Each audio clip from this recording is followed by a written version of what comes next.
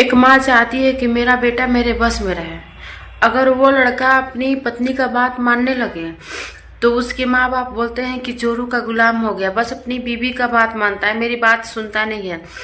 एक माँ चाहती है कि मैं गलत कहूँ या सही कहूँ, मेरा बेटा मेरा ही बात माने, अपनी बीवी को ना माने, अपनी बीवी को उतना ना जाने। लेकिन वही माँ सोचती है कि मेरा दामाद मेरी बेटी को बहुत बहुत माने, वो अपनी माँ की बात ना सुनकर मेरी बेटी का बात सुने।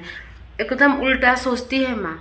लोगों को लगता है कि अगर वही दामाद अपनी माँ की सुन रहा है तो वही माँ कहती है कि मेरी बेटी को बहुत तकलीफ है।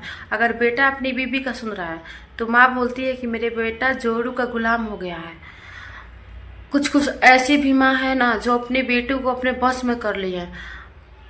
ये नहीं कि ये गलत है कि माँ की मतलब माँ को छोड़ दो, लेकिन इतना भी ना माँ की बातें मानने लगो कि बीबी हॉस्पिटल में भर्ती है और आप वहाँ पर भी अपनी माँ की ही सुन रहे हो। माँ कह रही है तो कर रहे हो, नहीं कर रही है तो नहीं कर रहे हो।